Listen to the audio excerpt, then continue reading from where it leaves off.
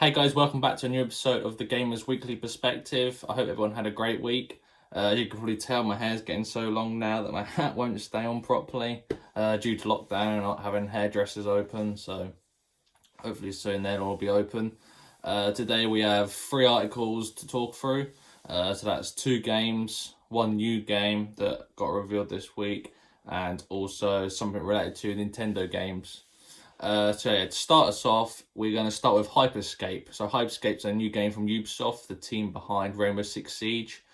Hyperscale is a battle royale game. So yes, another battle royale.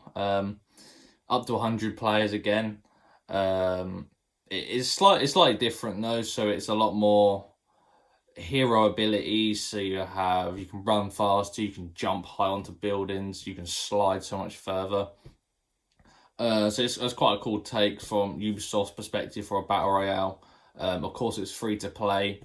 It's on PC only at the moment as a technical test, and then later this month they'll bring it to consoles, which will also be free to play. They've not said anything about any progression yet or any battle passes, but I'm sure they'll come in the next few months. So just give you a little bit of detail before we get into the video. If you find a gun, you already have it, and it levels that gun up. So that's a different system involved in battle royales. So if I'm running around with a certain gun I like and I found another gun, it's the same gun, I can combine them guns together and create like the level 2 version of that gun. So if we give it maybe more range or more damage. When you get knocked down, you become a spectator. So similar to most battle royale games. So if you go down, you crawl around, maybe you wait for a teammate to heal you, but this game, as soon as you go down, you become a spectator. So a spectator, you can sort of just like look around the map, you can locate enemies for your team. So hopefully there's some sort of ping system involved in this. Otherwise it would be down to communication, which would be hard if you're playing with randoms, but it's a cool idea. And you can obviously locate respawn points, so they're the points you can get respawned in by your teammates. It's also a bit different at the end as well. So when the final circle's coming down, it comes, obviously you're still killing other members to try to win the game, but also comes like capture the flag sort of scenario. So if you hold that flag for 45 seconds, you win. So it's quite a strange take. Obviously, once everyone gets used to it, used to the world and that, I'm sure it'll be really cool. So yeah, I'm going to go ahead, play some of the gameplay, and I'll obviously talk over it and sort of give you a bit more detail if I can. Hello, contender. Welcome to the Hyperscape. Our new So there's the world there. Big buildings. Very futuristic. In up to 100 players will compete in so this is like the loading area before you like chose your character, and then you sort of all group up there, and you can see solos and trios. And you start with melee weapons. When you jump in down, you actually have a melee weapon, so you have something to defend yourself with. Designed to encourage vertical mobility in fast-paced combat situations. So you can get right on top of buildings, to deadly which is really cool. You will constantly need to adapt to different levels in the buildings. Give the fights and that different scenarios. Your personalized deployment pod. So you go jump pods that bring you into the map. Obviously, the map's quite big. A lot of different buildings and things to go and explore. So pick your drop spot wisely. Hit the ground running because you'll start with only a melee weapon. You see, got the loot system. Hotly contested landmarks are known to contain abundant caches of gear, but high risk brings the chance of high reward. For some reason, it gives me quite a futuristic French look to all like the buildings and that. I'm not sure about what they're going for or anything, but it's all the vibes I've been getting so far. As you traverse the city, looking for gear and enemies. So yeah, there's just so many different ways around the map you can just traverse it. Opportunities and challenges. Your competition it looks quite hard actually be able to see enemies in the distance and that. It's just such a big world, so that'd be quite exciting. Every battle in Hyperscape is a fresh experience where you leverage the varied arsenal you will find in Neo Arcadia. Funky looking futuristic weapon. Your loadout is not determined your shotguns, your sniper rifles, your mini guns. The weapons and hacks you loot. From full auto assault weapons to powerful energy blasters, there is a tool for any playstyle. It really doesn't look like a Ubisoft game. Loot around the map that it gives me sort of Apex vibes just with the abilities and stuff. You can loot 2 weapons and 2 hacks and swap them at any time if you need to change your strategy. The choice is in your hands. Just sort of use some sort of ball there to If you protect find a himself. copy of a weapon or hack you already have in your possession, you can fuse it. Time to creating kill an looks upgraded very version. quick, which is nice. Each item Actually, in can be these sort of games, upgraded we jumping several around levels, quickly and improving stuff. You don't want it to be magazine taking size, ages damage, for or time to cooldown kill. duration. As you discover your footing in the hyperscape, your squad will be there to help you. Yeah, Use the ping system to sync with your squad and warn them of potential threats or alert them to potential resources. If an enemy manages to take you out, the battle is not over.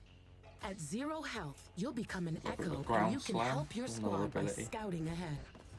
When enemies are eliminated, a restore point appears in that spot. Find a restore point and your squad mates can bring you back into the fight. To be able to respawn your teammates. As your game master, one of my favorite tasks is to keep things lively by triggering battle events, such as the infinite ammo event or the low gravity event. Not sure what that is. Viewers on Twitch help influence my choice and can vote on additional events. Oh, that's cool. So remember to play the crowd. Okay, so you can go in higher. So when these events Keep an occur eye on in the your map, game, contender. it obviously As changes match the whole progresses, scenario up. sectors will You decay can go even and higher. collapse throughout Neo Arcadia. If you're too late reaching a safe area, you will take damage over time and may be exposed to enemy attacks. Those skilled enough will enter the Showdown Phase. It does look The a really cool Hyperscape game. crown will spawn in the final remaining sector. From here, you have 2 different paths to victory. Become the sole survivors or hold onto the crown for 45 seconds. Okay, so I think this You is are the now end when you prepared get for the the crown. Hyperscape, contender. Pick up the crown. We here at Prisma Dimensions crown hope you 45 enjoy your seconds. stay.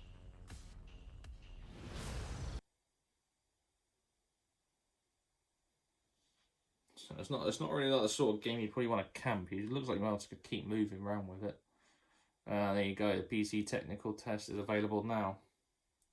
So yeah, if you have a PC, I'd go ahead and try the game out. It's free. I believe you can go on to Ubisoft Store and you can obviously sign up to get free access there. If you're on console, obviously you'll wait a little bit longer, so a few weeks, then you'll be able to play that as well. So yeah, that's Hyperscale. Yeah, give it a go. So the next game on our list is Mortal Shell. So Mortal Shell sort of had a preview this week where different people like streamers, YouTubers got to try the game out. Mortal Shell is a game developed by 15 people in one studio, so it's quite a small studio. It's a Dark Souls style game, so it's like you're dodging, you're parrying, obviously heavy attacks from enemies, you die so much easier, like normal games. So it's like a bleak, dark looking world, similar to Dark Souls. Slow paced sword combat. And the ability that interested me the most, actually, which is quite different, is that you can turn your body into stone. So as an attack's incoming, you can just freeze into stone, and obviously when that strike on the stone, it doesn't affect your health. So that's a pretty cool way. Just I don't know, if you've missed a dodge and you've run out of like stamina, you can literally just use this ability, and it's like a get out of jail free card, which is really cool. So yeah, we'll watch some of the gameplay and see what you think. So here's some of the combat. So very slow pace. I think it visually looks really good. I think it visually looks better than Dark Souls. For just a team with more of 15 people, it's quite impressive. Sort of destructible environments, that's always a nice feature. Where we locate loads of different little areas, secret bosses and stuff.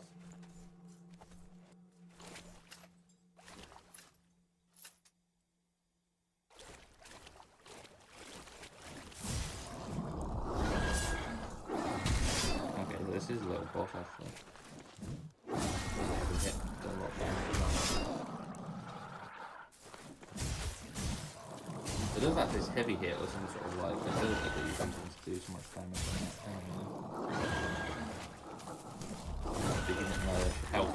Your health bar down the bottom left in red. There's the other heavy hit, you do a lot of damage there. So your stamina bar below that. Poisons, you know.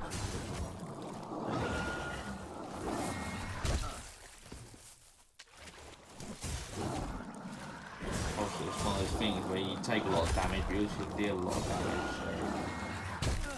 So sort of 50-50 if you win or lose it. Obviously parry and dodging on that is obviously very key in these sorts of games.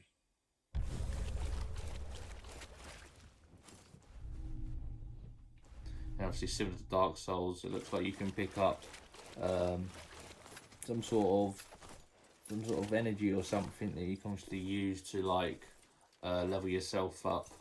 So like souls, obviously in Dark Souls, you pick them up and you take them to like a bonfire and you use them to choose what new abilities, skills you want to play with.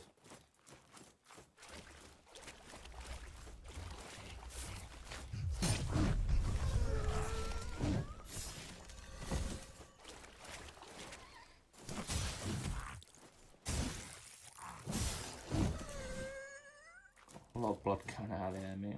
Cool. And as you can see, it's such a dark looking world. I think there's quite a lot of different places you can explore, like off the sort of beaten path. It's not really linear.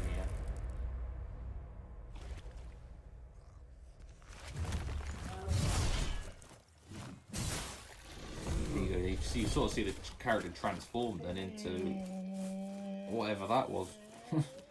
So I think that sort of saved his life there as well. It's like knocking the life out of the character till the life actually disappears from the character and turns into like I don't know what that was.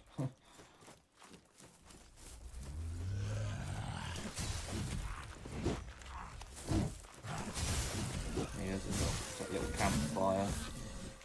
Group of lads.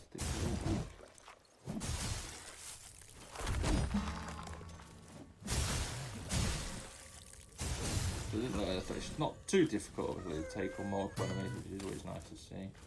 Just in these types of games where it's already quite hard. There you go, your loot. A chest. A couple of items from that. Get. Maybe some food to heal up or something.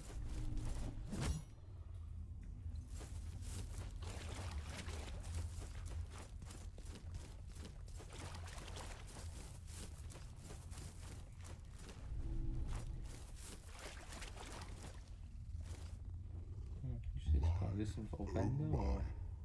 Aren't you a rare specimen? Rather dashing in that curious attire. And what of on the inside?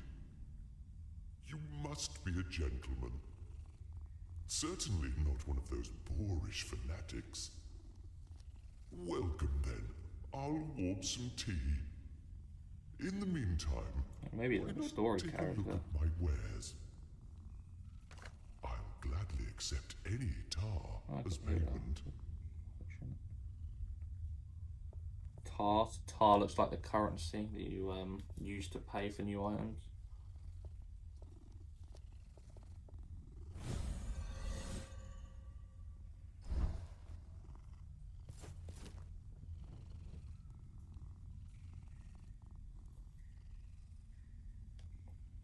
Black cat normally screams death. So Mortal Shell is meant to release September 2020, so on current gen, PlayStation 4, Xbox One and PC. I don't know if there's any plans for a upgrade to PlayStation 5, Xbox Series X. I'm presuming it'll be backwards compatible since the game is releasing in September. Hopefully closer to launch they'll announce some features that you'll be able to gain the benefit from with having the new next gen hardware. So moving on to our final piece of news, and that is Nintendo decided to scrap the sale of the digital download codes for its games at European retailers, which comes in effect from the 1st of July of 2020. So that is already in effect now. So that comes from a... Where is it? So after careful examination of the evolving European marketplace in recent years, Nintendo has decided to end the availability of download codes for its own published software via retailers. customers will still be able to purchase Nintendo eShop funds and Nintendo Switch online memberships and add-on content such as Pokemon Sword and Pokemon Shield expansion pass at retailers across Europe. Download codes for Nintendo Switch software from other publishers will also still be available. We're also investigating new new avenues, and will continue to work on new methods to bring Nintendo eShop content to as many players as possible. So that was a big message that Nintendo gave out. So my take on that is they want to basically, if they're going to sell their own games that are made by obviously Nintendo, so like your Mario, your Zelda, Game for instance, obviously Game take a cut of that, and obviously there's no physical copy, so it makes sense just to sell their game on the eShop on the Nintendo device, and all profits will go to them. So I guess it sort of makes sense. And if you go into Game, you go in there to buy the physical copy and not the digital copy. I mean, I've done it occasionally where I bought the digital version instead of the physical because the physical was out of stock. But yeah, a lot of other reasons than that, really. I'm not too sure. It does make sense though, because most likely you're going to buy a physical copy and not the digital copy. And if you are, it's going to obviously Game get a cut of the funds, so Nintendo lose out profits on that. So that makes sense, but it's great that you can still obviously get your add-on content there. You can still get your eShop funds, so obviously sort of Christmas presents, birthday presents people buy you, and obviously your online memberships. So you can still get those all in the shops, which is great. And then of course games that aren't like published by Nintendo, so like maybe FIFA, Witcher, stuff like that, you can still get them digital. Unless obviously companies like CD Projekt say so. But apart from that, they look like they're still going. So that's all the news for this week. So moving on to the deals of the week. So you got Middle-earth Shadow of War. So that is the sequel to Shadow of Mordor. That game comes in at £8.74, reduced from £34.99. It also has a demo available. So if you sort of on the fence or not, if you wanted to try it or not, just get the demo, see if you enjoy it, and then you can just buy the game from there. So that's obviously a great way of doing it. Moving on to Xbox. So on Xbox One, you have Dead Rising 4 for £5.09. So with the extra added 9p. So that's obviously the fourth game in this series of Dead Rising. I played the game on PlayStation, and honestly, I quite enjoyed it. It's set around the Christmas period, so it might feel a bit out of place this time of year, but obviously loads of zombies to kill and open world environments, so many different weapons to craft, and it's just a great fun game, really. And you can play it co-op, of course. You can play it with your friends. The story is sort of, it's got a story, but it's not exactly amazing, should we call it, but it's just all gameplay, and it's such a fun game just to play over the weekend, and just give you something to do for £5. You can't really go wrong. So moving on to events next week. So from the 8th of, which is the Wednesday, we have World of Warcraft Shadowlands, so the next DLC in World of Warcraft. This was actually meant to be shown quite a good few weeks back now, but obviously with all the stuff that's been happening in America, it obviously got postponed, and it's got a new date of 8th of July. So it starts at 5 o'clock. So be there, check it out, see if it's an expansion that you like the look of. Jump back into the game. I think the expansions, it's not got a date yet, but it's probably from the September onwards point. So obviously keep an eye out for that. And yeah, should be fun. Finally, on the Sunday, which is the 12th, we have Ubisoft Forwards. That's Ubisoft's typical big E3 event, which kicks off at 8 o'clock UK time. So at Ubisoft Forward, we should expect games like Watch Dogs 3, new Assassin's Creed Valhalla. You got the new Tom Clancy's Quarantine game, which is obviously like the Rainbow Six spin-off with like the zombies and stuff, which would be cool. We actually might get some Skull and Bones, which we haven't seen a lot of since that's been delayed. So that's obviously the pirate game, similar to like the combat in Assassin's Creed Black Flag. And I'm presume we could probably see some maybe new Division 2 content. We might see some more of that Battle Royale they just announced. Maybe new features, crossplay or something. So I don't think any Ubisoft game has actually got crossplay. So that might be an interesting thing since EA's done it, Activision's done it. See if they'll make that stride for it. And then hopefully we'll see something into the future. So we'll see some games coming next year for next gen. I'd like to see more of the Avatar game they're working on. A massive team behind Division. I presume that'll probably launch maybe same year as the movie, so it might be a year out. But yeah, we'll see. Hopefully there'll be some surprises in there. So look forward to that. Definitely check it out. And then the week after, which is obviously the 14th, so we're going a bit further ahead, we also have Stadia Connect. So obviously if there's any Google Stadia fans out there, there's a show coming for you soon, which obviously shows some new games. Hopefully they'll bring it back to life somehow, the platform. So that's obviously starting at 6. And we also get a look at Ghost of Tsushima's reviews. So there's sort of a spoiler-free review before the game launches on the 17th. So yeah, we'll sort of get a rough idea of the rating that the game is, what you can do in the game. Obviously, it will be spoiler-free until the Friday, but I mean, it's something to look forward to, and just to see if it's another exclusive like The Last of Us, that's like getting a really high score, which is great. So yeah, that's all for this week. I hope everyone has a nice weekend, play some games, and have fun, and I'll see you soon.